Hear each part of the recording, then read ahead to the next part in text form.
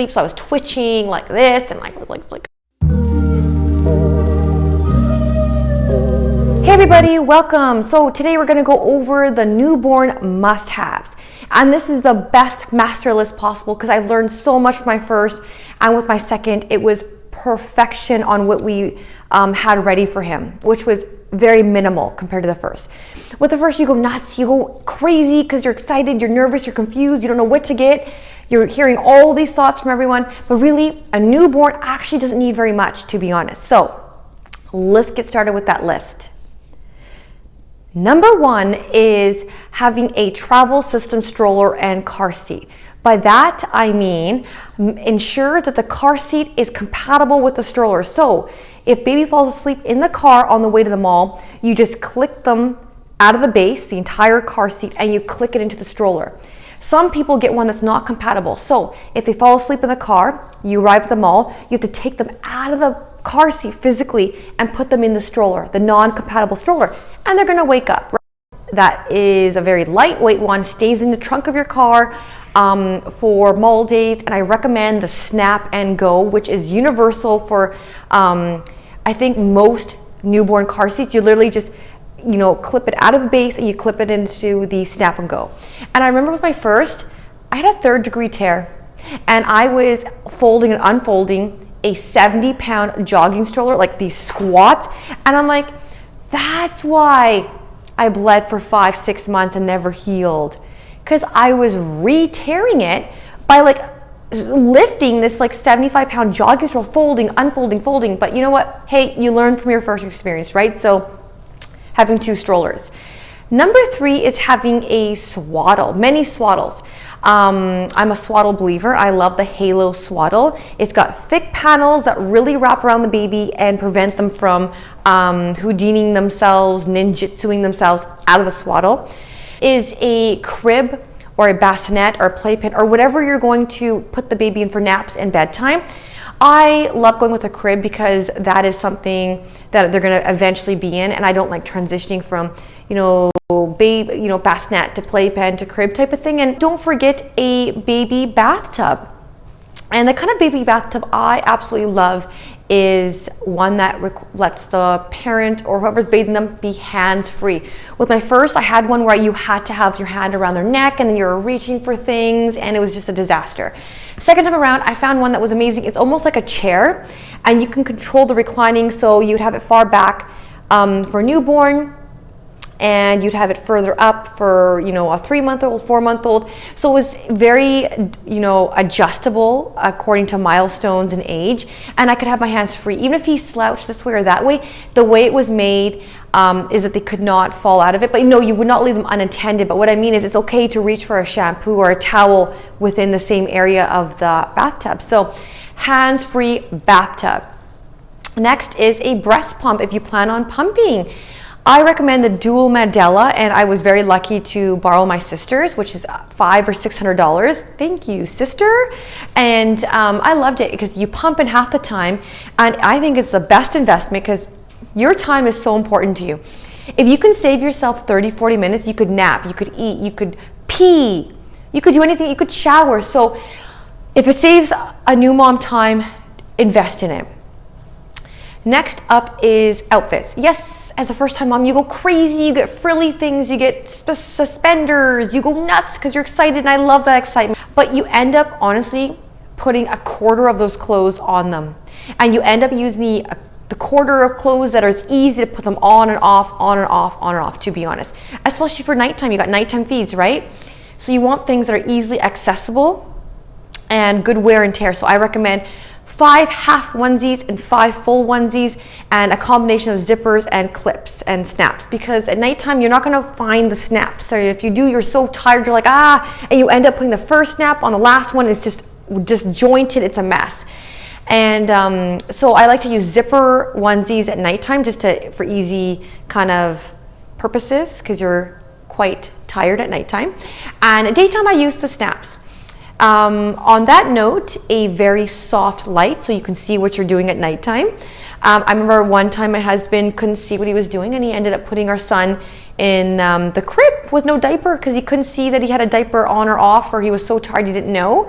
So that was a messy day, and if he denies it, I've got videos and pictures as proof, but it was really cute. It was very cute. It was messy. It was messy because that's the day he decided to do a really wet breast milk, yellowy, mustardy poo up everywhere. So that was a very messy crib day.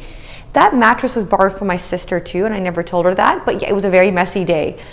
Also, a really spectacular baby monitor if you plan on doing your own thing sometimes as well. If you plan on going to work, going on date nights, going to the gym, going out with friends, because you can invest in a baby monitor where you can view them from outside the condo or house. So in the evenings, I like to go with friends, with my husband, movies, gyms, things like that. So I probably view my sons on the baby monitor on my phone from wherever I'm at, probably every hour for my own kind of reassuring feeling. So invest in a good monitor. Also, a endless white noise speaker and sound. I find that a lullaby is distracting as kids get older, and a white noise prevents that type of distraction. It's just kind of a more natural sound.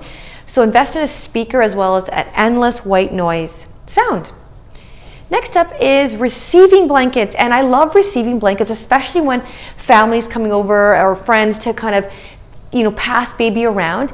I find a receiving blanket keeps them and prevents different hand temperatures from making baby uncomfortable. So I say about four or five receiving blankets is a good amount. I mean, they'll spit up, they'll poo and pee on it, so 4 or 5 is just right. Next up is a baby bouncer, and I love baby bouncers, and I got mine used for $10, and they're originally like $75. And I loved it because you can put baby in there watching you fold laundry, watching you cook. It's really wonderful. If you ever have to put baby down, you can put them in there, and it's got a harness, so you feel very safe and secure about it. So we didn't really do the whole newborn 50 billion toys and stimulating sounds and this and that. So we just kind of kept it minimal, and it was just so much of a less hectic house. Also, a nursing pillow, I recommend, if you plan on nursing, I recommend the My Breast Friend, and I used it with both my sons, the exact same nursing pillow. I loved it because it actually can click around you. So say you're doing something, you need to get up, it stays attached to you. Next is a slow flow bottle. And if you're planning on bottle feeding formula or milk, a slow flow bottle delivers the milk or formula at a more natural speed as your breast. And so it also kind of lessens reflex and regurg as well as spit up. So I found that really helpful with my first, because I did pump with my first. With my second, I just solely breastfed, so that was another story. But with my first, I found that with the typical nipples, he got used to the fast flow and then became fussy on my breast because my breast wouldn't deliver as fast as these nipples would. So we switched to a slow flow bottle, and then he became not fussy on the breast because they kind of mimic the same flow. So I recommend that as well. A baby carrier, and I had the baby Bajorn, and I absolutely loved it. They are a little more costly. They're about maybe I think $100, $190 around that. They can go up to $200 plus. And what I look for in a carrier is the versatility.